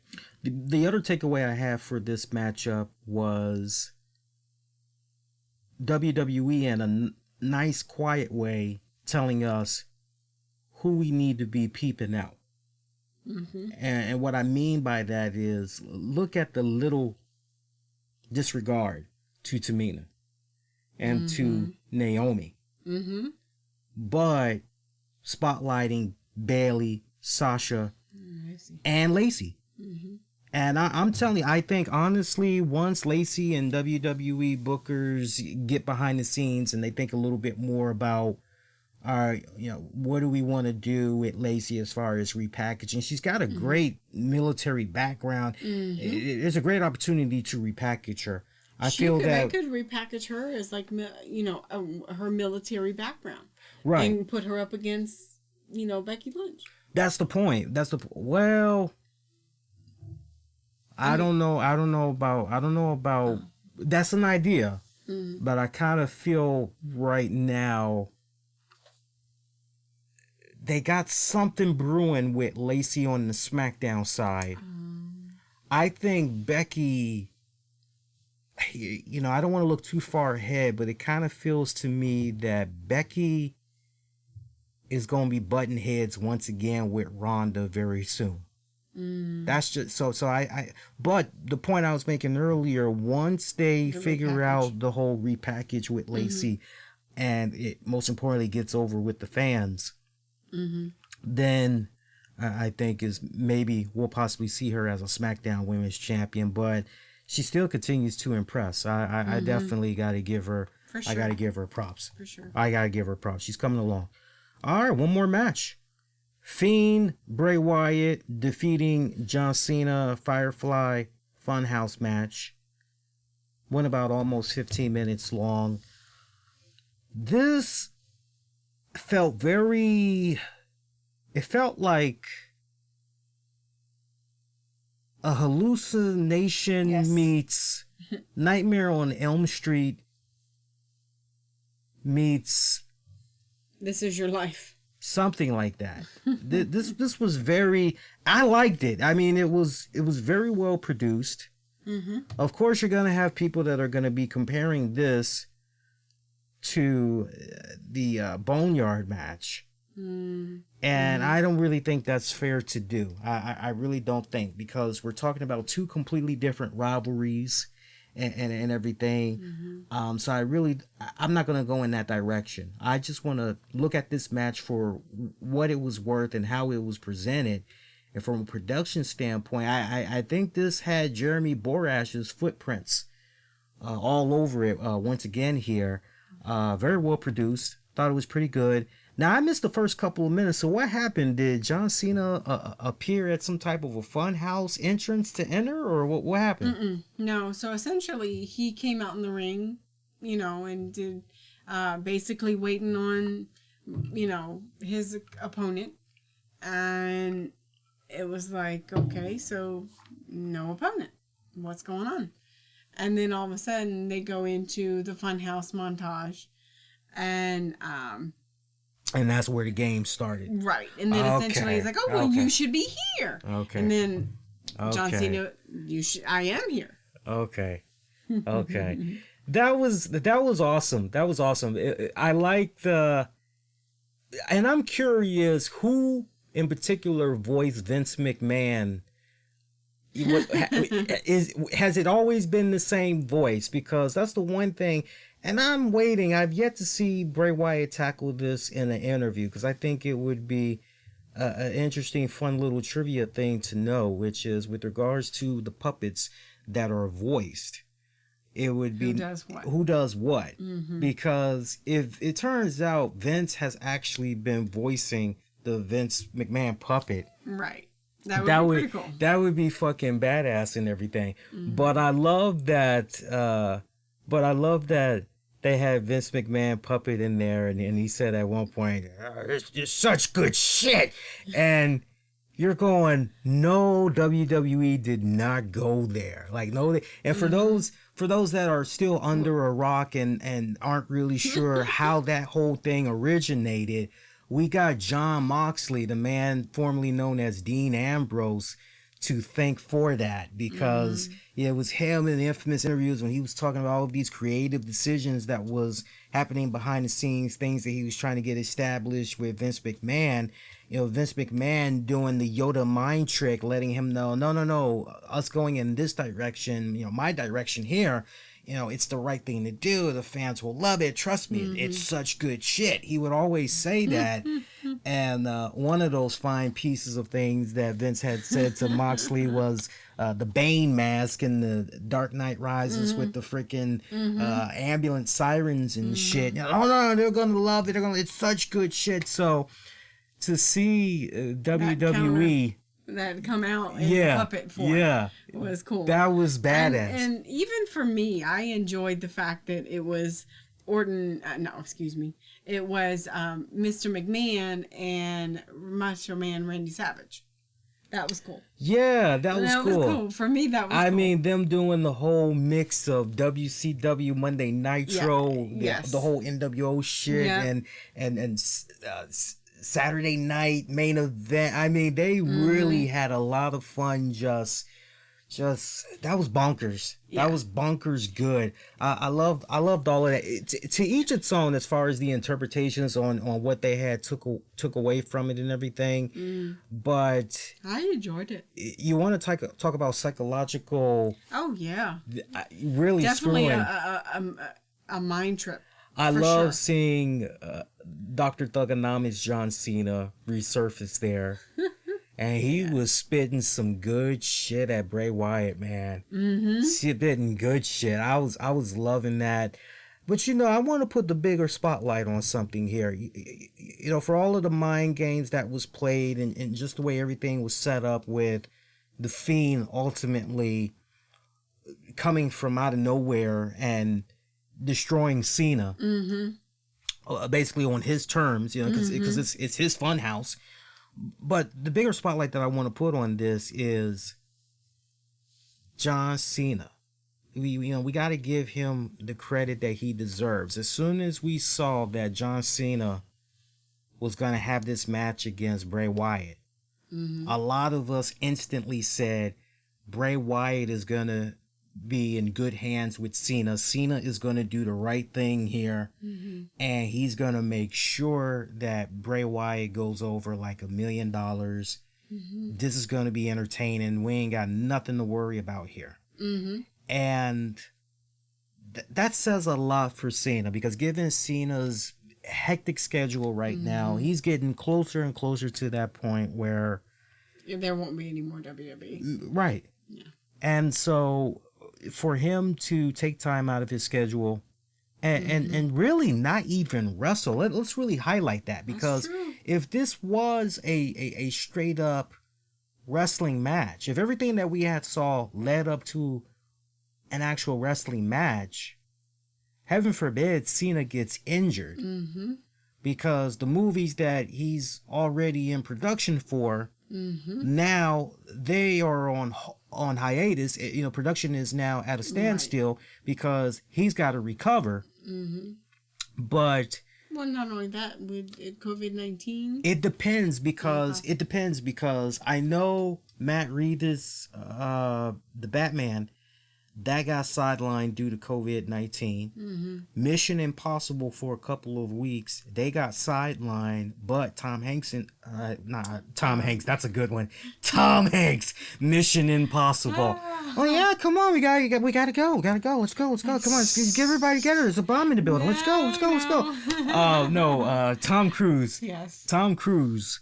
After a couple of weeks, they had production on hiatus, but then after a couple of weeks had passed, Tom Cruise and the whole production team, they resumed production in London on Mission Impossible 7. Okay. So there's actually some movies as we speak that are still on track. Yeah, so it's crazy, I know, but but God bless him. God bless him, because that just says a lot about Cena.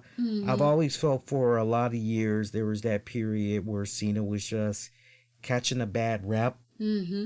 Sure, I kind of felt the frustration that a lot of people had with regards to the Cena show and him just, you can look back on some moments and go, that shouldn't have happened. And even he's admitted in later years, it shouldn't have went in that direction, but it did anyway. It sucks.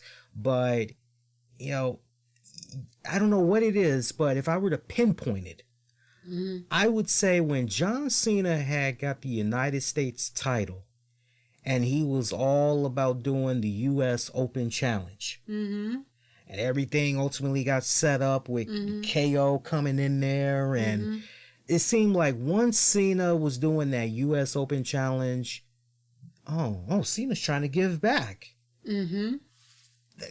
Something from that point on, I just looked at him completely different. And he's always had my respect since then. Never a question of the humanity efforts that he makes outside of the WWE, how charitable he is. Never an issue with any of those things. But ever since he had became the U.S. champion and he was doing those challenges, that made me see him in an entirely different light, leading all the way up to now. So for him to work with Bray, you could tell, just like with AJ and Taker from last night, you could tell that Cena and Wyatt had a lot of fun in doing what they were doing. Their chemistry was really off the chains. It really exceeded my expectations. Yeah, for sure. It really did. So you could tell. I mean, you could tell that they both wanted a great product, and they had chemistry. They fed off of each other. It really gelled very well. And you remember we were talking about last night with regards to not Cena, but Undertaker and AJ, how you could really tell. Well, I saw some behind the scenes photos of them. You can see Triple H in the background. He's looking at everything that's being filmed. And I gotta read the article. There's some article, I just skimmed it, but apparently everything that we saw with that Boneyard match.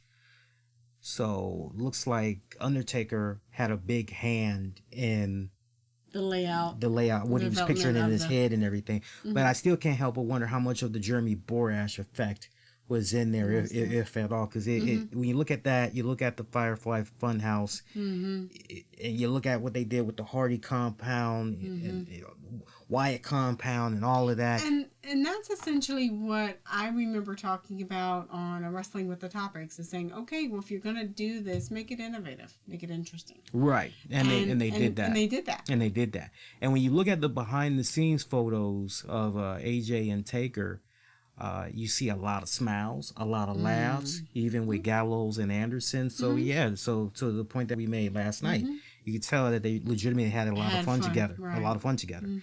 One thing that we kind of did not bring up from last night, that we kind of overlooked a little bit. I was trying to get on that topic, but somehow we went in another direction with it. We were talking about Becky Lynch, and I had put you on the spot asking you to give your thoughts on the journey that Becky Lynch has been on since her nose got busted open to becoming the man, and where she is right now. Because you have a segment of fans that are quite bored, that are quite tired of the Becky Lynch character. They don't feel that it's nowhere near where it was that infamous night where she got busted open. They don't feel that, that character going into Mania against Charlotte and Ronda, they don't feel at present that Becky Lynch is what they have right now. And so, for a lot of people, I was about to say, for a lot of people, they don't think that with regards to Becky and Shayna, you got some people that feel Shayna should have gotten it because Becky's a little bit played out.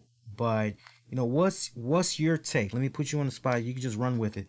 So, as I said last night, for me, I feel like Shayna has every bit the talent. Not Shayna. No. Just home in on Becky. Yeah, I know, but I'm kind of a little bit going back. Okay. So, Shayna's got the talent for sure. She can improve in some areas, but Becky has also been the champ for a year. And right now, you're definitely getting a watered down version of the man. For sure. Because her rise to becoming the man, I mean, leaps and bounds.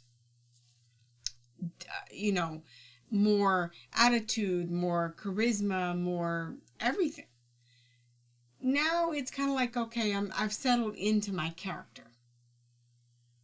And sometimes settling in is a good thing, to where you can get comfortable and get innovative.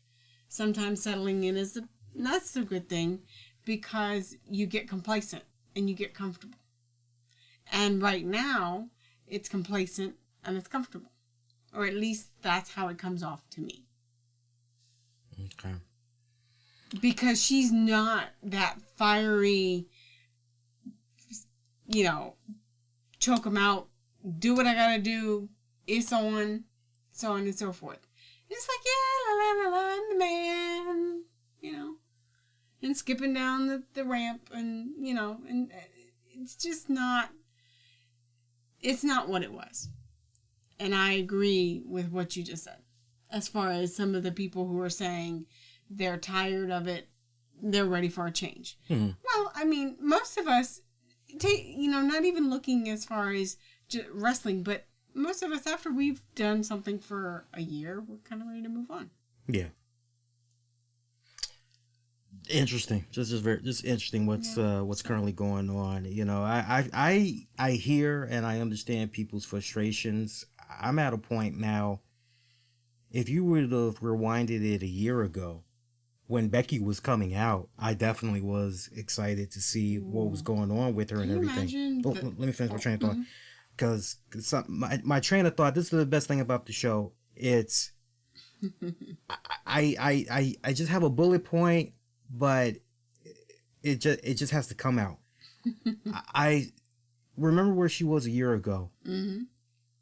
And I remember how, and you guys know exactly what I'm talking about. You got those stars that you go, oh man, they're white hot right now. I gotta stop what I'm doing. I gotta see what they're getting ready to say. Mm-hmm. Okay, yeah, I know they're gonna be wrestling, but man, they're getting ready. They got a microphone on. This is gonna be tight. Mm-hmm. And there was a point in time where Becky had that going on. Yeah. Now, when you hear her music, you're kind of hoping, all right, well, I'm hoping it's a match that she's going to have, because her matches, I don't really have a problem with to a degree. Mm-hmm. But now when you see her with a microphone, you go, oh, fuck. What's she going to say, this go round, and, she's just, smacking back of her mouth or something, the man, and it's, right.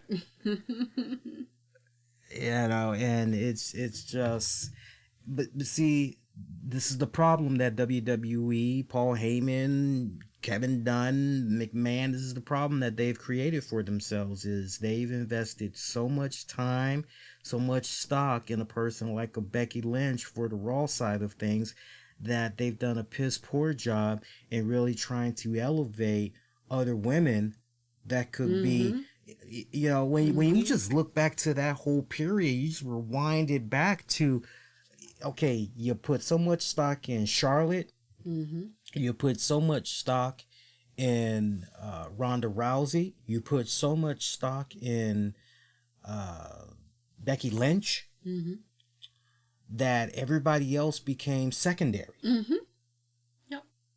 And now when you take Ronda out of the picture, then you have two. And that was very detrimental, because it seemed as though when Ronda was in the picture, it it trickled down to the other girls, but it didn't spread enough where everybody could truly benefit from it and everything. Right. And, now you take Ronda out of the picture, and it's, you're missing a limb. And it's really interesting, the whole dynamic that's going on right now currently with the women's division. And that's the sad part, is the talent is there. The talent is there, no matter what roster you're looking at. Yeah. The talent is there. There just hasn't been enough proper time to really establish that brand for that wrestling. Right, that for these girls, yeah. And that's the most infuriating part of it all, and it's quite sad. And I think the other point that I wanted to bring up that we kind of did not get a chance to bring up, Braun Strowman. Going back to Braun Strowman one more time. Oof. Okay, so he's the WWE champion. I liked all the points that we had made, but there was one point that we did not bring up, which is this. There were a good majority of us that wanted to see Braun Strowman. And actually, no, we can mention Brock Lesnar. That's fine. That wasn't even the direction I was going to be going in, but I'll go there. There were many of us that wanted to see Braun Strowman as a world champion. We felt that legitimately, look at this dude. He's a badass. He's got what it takes. Fuck yeah. And those couple of times that he locked it up with Lesnar for whatever respected reason, wasn't his night. I was vocal on this show many times saying, hey, man, under the right circumstances, right story arc, oh, man, Strowman, Lesnar's got to do the deed, push Strowman over. Didn't happen. Now, despite the fact there wasn't a proper build-up, you didn't do the story, everything that we touched upon last night, we got Braun Strowman as the WWE champion. So, for fans that were frustrated with what was going on with Braun, all right, well, he's finally got his moment in the sun now. If there was ever a time to show support. Mm-hmm. It's right now. Sure. Because if you really stop and think about it, and I can't remember if it was a Forbes article, I got to do some research and dig it up. But there was an article that came out that addressed whether or not WWE was, in fact, giving the fans what they want. Consider this. Now that Mania is in the books. Consider this, folks. Those of you that were so vocal about Bill Goldberg as the WWE champion, he's no more. He's done. Mm-hmm. And that actually was the right move to make because he's rather expensive. I'm sure. Forbes, I think it was, they had put out a list of like top grossing stars from last year. Mm-hmm. And I think even though Bill Goldberg did like, I don't know, one or however many matches he did last year, it was like he got $3 million. Yeah. So it's like, wow. So just, you know, that's crazy. That's crazy. That's fucking crazy. So just imagine how much he probably got this go round because he's been utilized. He's been utilized at least 2 times. He did the Super Showdown, mm-hmm. and then he did WrestleMania. Mm-hmm. So that should be it for him. If there's a third one in there, I missed it. My memory's a little fuzzy, mm-hmm. but that's not the point. Mm-hmm. Wow. But y'all get it. Okay, right. So the fact that people that were complaining about Bill Goldberg as champion. Mm-hmm. Oh man, Roman Reigns, what the fuck? And for whatever respected reasons of his own that he doesn't feel at liberty of discussing right now out in the open to the public, mm-hmm. Roman pulls himself out of WrestleMania and potentially future WWE programming.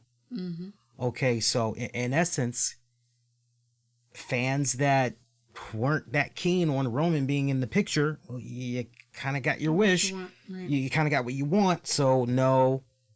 Mm-hmm. Now, the last little bit, what about Bray? I thought Bray, Cena, number 1 contender, faces, mm-hmm. didn't pan out that way. It is what it is. But to those that have been supporters of Braun, wanting him to get an opportunity, now he has the opportunity. For sure.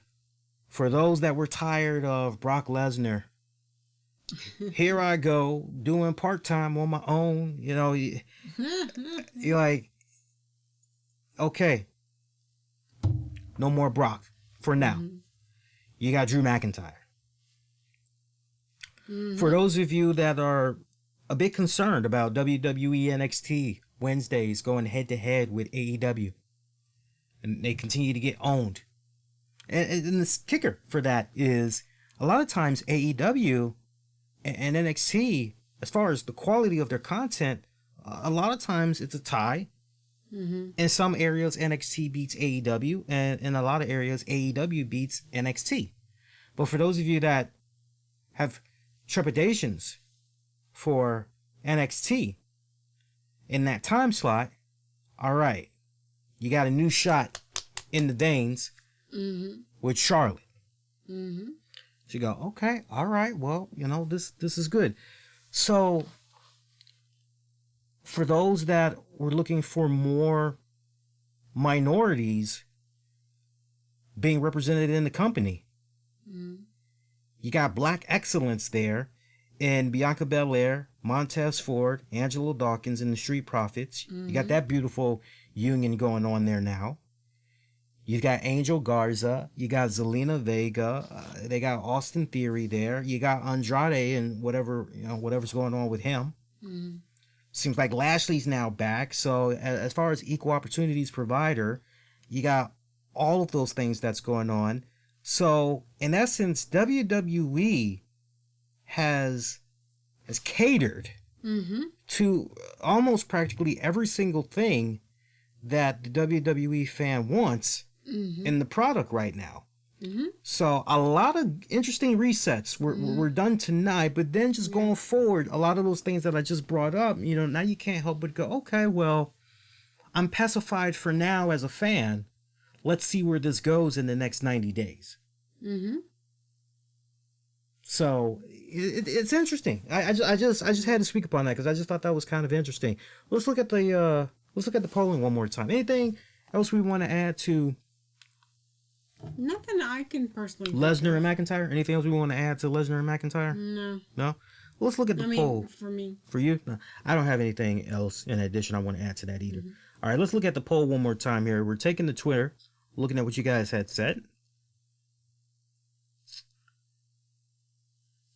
All right, so 73 to 75% of you are saying WrestleMania for tonight. Thumbs up. 25 to about 27% of you are giving it a thumbs down. I kind of agree with the majority as far as what they had said tonight. And then for the YouTube's community tab, because we got a poll up on there as well, solid 100% giving it a thumbs up. Wow. So I'm curious to see how long that's going to be holding up. Yeah. We'll see how long that's going to be holding up. And good evening to you as well, John. Good evening to you as well, or actually morning, where we are right now. So WrestleMania overall, you know what? Let's do this real quick. Two quick things real quick. Going back to these matches here. Okay, so for night 2, scale of 1 to 10, Liv Morgan, Natalya. 6. 5. 5 out of 10 for me. Charlotte taking on Rhea Ripley. 8. I'm going to go 7 out of 10. Alistair Black versus Lashley. 6. 6. I'll match you. 6 out of 10. Otis, Ziggler. 5. 5. Edge, Orton. 8. 7 out of 10. Too long. Street Profits taking on Garza in Theory. 7.5. 6 out of 10. This one, you know what they should have done? 10 minutes should have been deducted from Edge and Orton. And those 10 minutes should have gone to the Street Profits. Because I think if it would have been a 15-minute match or more, I think that match really would have been able to showcase all 4 of those guys. Because not for nothing, but Garza in Theory, great fucking talents. And we already know what the Street Profits can do. Fatal 5-way elimination match for the SmackDown Women's title. 7. You're giving it a 7. I'm gonna give it a 6 out of 10. Fiend taking on Cena. 8.5. I'm gonna give it a 8 out of 10. McIntyre defeating Lesnar. 5. 5 out of 10. I know, I'm not surprised. Yeah. I'm just confirming. 5 out of 10. 5 out of 10.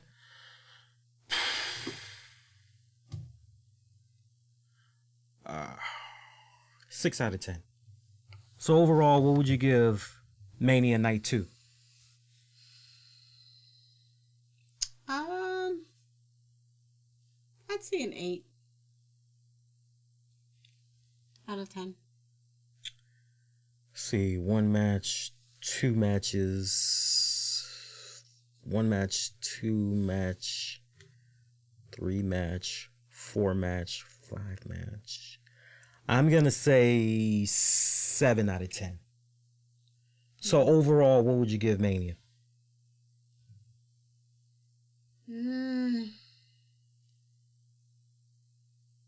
I'd say a 7 out of 10. A 7 out of 10?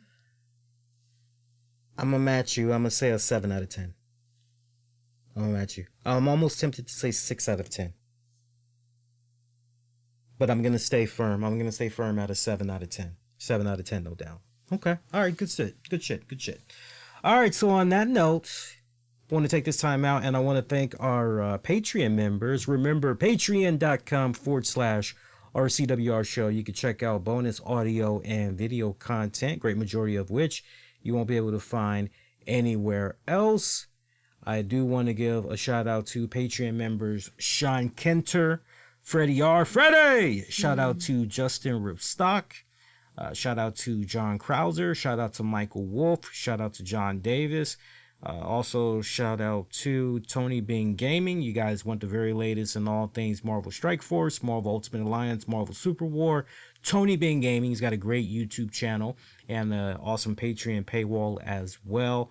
Also, shout out to my guys behind ChairShotTees.com. Make sure you check them out for t-shirts of some of your favorite wrestling superstars from back in the day. Always adding new content constantly, new merchandise on their website constantly. And also shout out to, I think we're only going to be promoting them for at least one more week or maybe 2 more weeks. Shout out to the folks behind the movie President Evil. Check that out. It's on Amazon. 3 young girls are stalked by a deranged serial killer dressed as the President of the United States. Check it out on Amazon. And also, Jim Ross's book, Under the Black Hat, is now out. I actually took the time out to give it a review on iTunes and on Amazon. So you guys can actually go read the review. I'll actually be doing a audio review of it for YouTube in the coming days. So check that out when you guys get an opportunity. But I'm plugging that because now that it's out and the Young Bucks Killing the Business book is out, now's a good time to check those out. If you haven't yet, there are Audible versions available of those books and more. I'm offering you guys a free Audible trial. You can sign up for 30 days, download a free Audible book. If after 30 days you've been playing around with the site, you're not feeling it, maybe you want to try something else, you can cancel, no problem. And most importantly, you can keep that audio book that you downloaded for free. That is yours forever. Use my unique URL. Help yourself today. audibletrial.com/RCWR. Again, audibletrial.com/RCWR. Maybe you're not into the wrestling. They got all types of stuff you can check out. But keep in mind that a lot of the Audibles that's out there nowadays for audible.com, they've worked out an exclusive deal where Audible versions of those books you hear from the author themselves. The authors themselves are narrating it. So it's kind of cool, that they got that set up now. So check that out. And you know, we have a whole bunch of time on our hands lately. I know. We need all the reading we can get in the world, man. She's a beautiful and a lovely Tammy. I will be back Monday night. We'll be covering Raw Fallout for you guys. I will be flying solo on that one, but you know, hey, can we give it up to Tammy? Tammy, you know, thank you. Normally she helps us out with wrestling with the topics and the 30 with Lee show. But I told her, I said, hey, with Wrestlemania 2 nights, you know, these are some long matches, and she was willing to step up to the plate. So, you know, please thank her. Hopefully you guys appreciated what she did. And so I'll be back with you guys solo Monday night after Raw goes off the air. That should be an interesting show. Looking forward to that. For those of you that's going to be waiting for the audio version of this, give me about 45 minutes. I will get this out as quick as humanly possible for you guys. And for everybody checking this out live, appreciate you all. Appreciate the interactions. Appreciate you, Gino. Much love to you. Appreciate Mr. Seymour. I hadn't seen Mr. Seymour in a good minute. Also appreciate who else we got in there? Austie as always. I love Austie. Appreciate you, Austie. And everybody else, you know, if you're gonna be checking this out on demand or on the downloads, appreciate the love and the support as always. Remember, if you enjoy what we do, spread the word. That's really how you can help out. Spread the word. Subscribe, like, comment. It's all about that engagement. Keep it rocky, keep it rolling. Till next go round, we're wishing all y'all to be safe and most importantly, be kind to one another. We will see you guys next go round. Adios. Bye, y'all.